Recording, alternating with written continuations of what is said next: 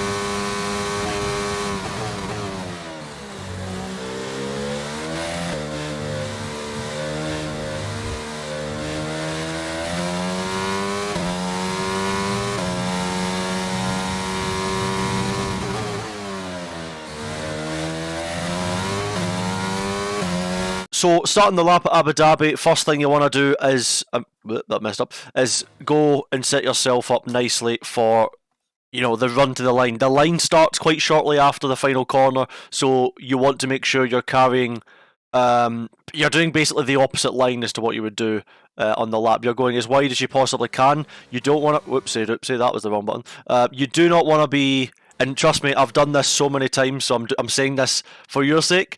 Do not go outside this white line, because you'll get this in next lap invalidated and you will hate yourself for it. So, open up the corner nicely. We opt to go for 4th gear, just so we can keep the power nice and consistent.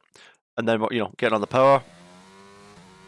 And the line starts here, and you want to, you're basically wanting to drive in a straight line towards the, the entry to turn 1, to maximise your speed. Heading into turn 1 now. Now, you have these marker boards here, but quite often, almost all the time, they're going to get knocked away. So you have to roughly judge this corner. Your eyes can be, on the apex anyway.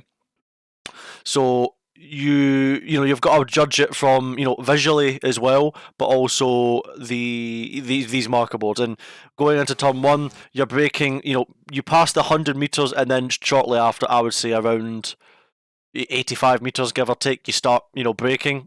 And then you're heavily onto the brakes. And again, the reason these marker boards get knocked away is because you're using the full width of the track. You want to be using all of this road, as it helps open up the angle into turn 1 and carry, really good speed on the exit, because the exit of this corner is extremely important, as sector 1 is effectively one corner.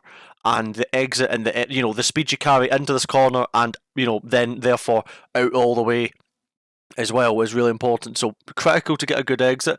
Turning in, you're turning in pretty much at between 75 meters after hitting the brakes, peeling off the brakes. We opt for 5th gear, get into the apex nicely. You do not want to use too much curb. Into here, you've got, the initial phase of the curb that you want to be using.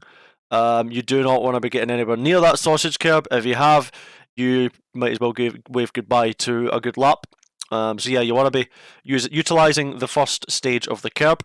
And yeah, we hold 5th gear. You can use 4th gear, depends on your setup as well, because I think this is a bit more. This is a qualifying setup, so I think this was not as, let's say, low downforce. So we were able to use 5th gear. It worked pretty well, but again, it depends on your driving style, your setup, all these things. But that's what we use.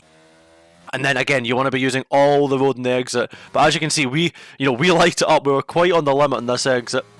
And we get just a good enough exit out of there. But then, again, this depends on, setup and all sorts. But we decide to cut over the inside here to save the distance, really. And then, again, we're using all 4 tyres over here as well. Make the distance shorter, keep the speed up nice and high.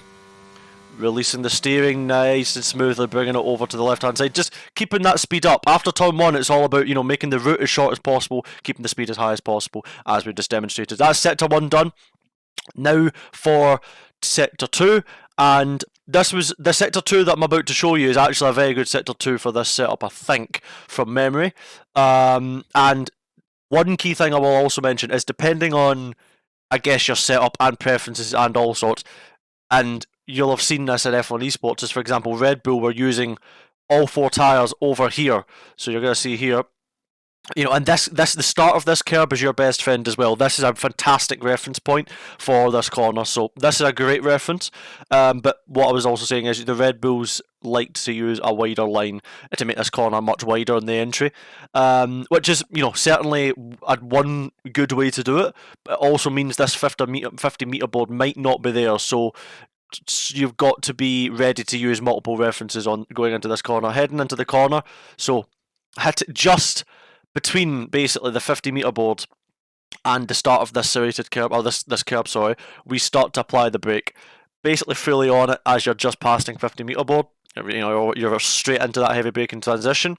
And yeah, you can see we're using just a tiny bit of this entry curb. We're not, you know, using all the way over. That was just my preference going into here. And truthfully, I never even tried what Red Bull did. I didn't even, you know, want to try it. I didn't think of it. Thankfully, it was quick enough to not do it anyway. But it was certainly a different way of doing it. So yeah, I'm rambling a bit. But this corner is a very challenging corner because you can do many things. You can oversteer you can over rotate going into the apex. You can understeer miles past the apex, and there's multiple different lines you can do because the corner entry is very, very wide. The apex and the clipping point of the corner is considerably, you know, far round, like the you know, round the corner, if that makes sense. So the apex clipping point is like right over here, and the entry is very, very wide. So you know, you see a lot of people taking a tight line, saving the distance, a wider line, you know, trying to make the traction straight lined. There's many solutions. Again, it's going to come down to your own preferences, also driving style, your setup, sorry. But this is what we do. So heading in now, we actually, as you can see, we get that nice little. This is a really good. I'll play the corner naturally first, actually, because this was a very good corner. You can see we get the rear to rotate, but we tuck it in, get the front, power on, save the distance. That was, you know, one of the best times I've done this corner in practice. This isn't my PB lap. I don't have my PB recorded here, but this was a very, very good start to Sector 2. So again, using the entry a little bit, and you can see just trail braking is critical. We opt for 4th gear. You can use 3rd gear as well, so don't be afraid to dip into that. You can see that we're getting the car to rotate just nicely, holding it on that rotation, tucking the front in a bit, you know, pushing the front a bit, getting to that apex perfectly, not on the curb 100%. And then that's also crucial thing for this exit is to not go too wide here. If you go too wide here, you will potentially get wheel spin, and yeah, you can use just this first little bit here. That's the optimal way to do it. And then yeah, that's you onto the back straight. That's kind of the first half of the lap somewhat done, and then it's into a very challenging braking zone. So again, the Red Bulls going into here, we're using all of the roads, like all 4 tyres over this way. So that's another option for you if you want to open the corner up. And when I say Red Bulls, I mean in F1 Esports. And yeah, you're braking. Now, this is one of my, I guess, this is what I did in the Esports race, for example. So you know, you might be wondering, where do you brake here? And it's a very tricky braking point to sight. And if people are taking out these marker boards as well with that race line, where are you going to brake? And the answer is, as you're going to look here, right? Look here. This goes from a flat painted curb to an actual curb here, the diagonal transition here. Now, we start braking literally, I mean, you can see 2 red squares if you want to be very exact, before we reach that. And if there's no marker boards, this is my reference. You're braking, you know, effectively just before this curb kicks in. Slamming on the brakes very heavily. Now, we opted for quite a high gear into this corner. I'll play it through normally first. I mean, you guys will already saw the hot lap, but I'll just play it through for context's sake. But yeah, we opt for 4th gear and use all the road and exit there as well. We opt for 4th gear. Now, that probably wasn't very common. 3rd gear is technically the more natural gear for this corner, but did not find any threats. Of course you're not going to find any. Forgive me. Anyway, heading into the braking zone, we go for 4th gear. 3rd gear, you can definitely use, but we get the, you know, a lot of steering lock used here, perfectly to the apex, and then yeah, we're making sure you need to set up this exit really well, because if you get wheel spin or get the exit wrong, as we, you know, don't use that sausage curb, not going to end well. Just a little bit of curb there. Just patient with the power. Then you've got to straddle over this curb here to use the track width, but the minute you're all 4 tires over, you can see immediately full power there. So the second you're over, full power, and then you're keeping the distance all the way to the inside, DRS open. Be careful there, because there's sometimes like a bit that, you know, submarines the car. It's a little bit buggy there. But then heading into the final sector now, that's sector 2 complete. I use the road on the entry to open up the corner. And then now, the key for this corner for me, and in general, in my opinion, is if you watch, let's say, a real life onboard of this lap, you will notice that they will take a really, like, quite a swoop. They can take a really swooping line. They can dive in really deep, cut it back, you know, towards the end of the corner, veer off a bit more. That line isn't as good in this game, in my opinion, or in general, and I think so. So, heading into this corner, we drop it down to 4th gear, and the key is to keep it as tight as possible.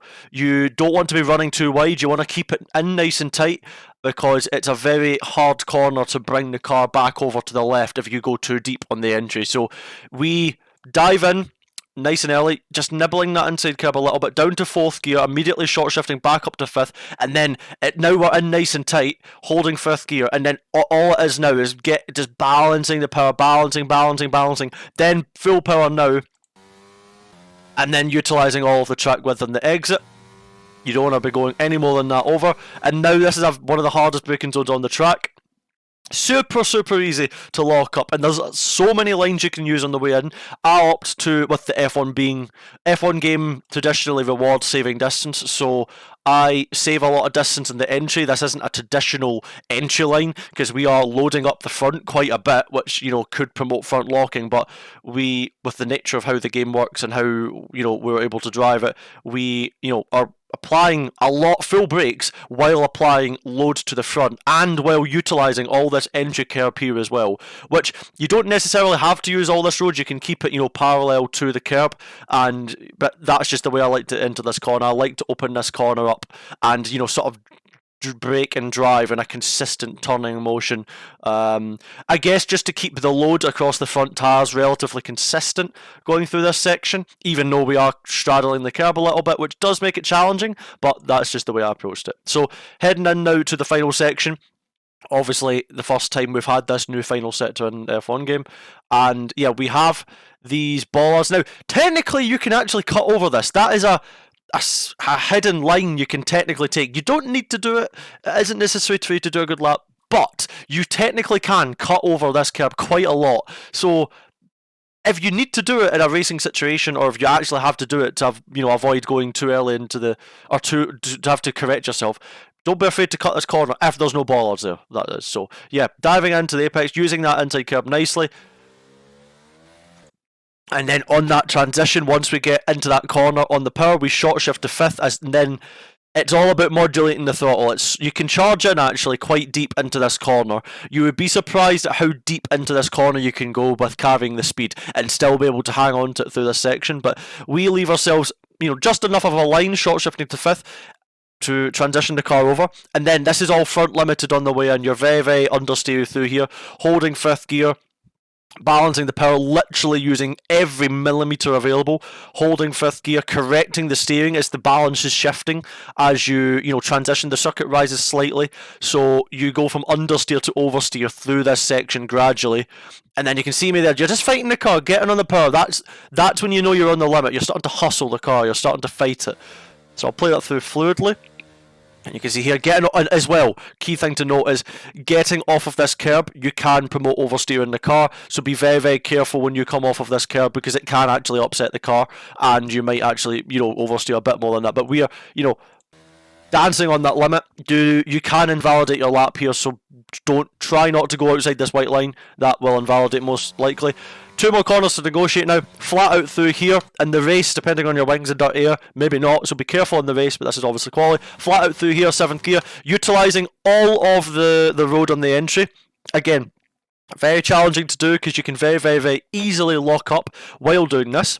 However, talking into the corner now, as you can see, we have this white line here, which is your, I think this is the safety car line. This is your best friend in this corner. This is your golden reference for breaking points around this track, because your apex is here. This is where we want to be ending up, and as you can see, literally on the borderline on the frame, as we reach this white line, we are slamming on the brakes just as we cross past that line. Now, technically, we can brake. I think we can brake later than this by, like, you know, maybe a meter or so, give or take. Like, you can go a slight bit later, because I think we end up, as you can see, we turn into the corner nice and early, and you know, you're going to understeer towards the apex. We probably use a slight bit too much curb. I think we could have broke a slight bit later and try and, you know, angle it a little bit more towards the exit, because we are a little bit early into the apex, just a smidge. We're talking the finer details.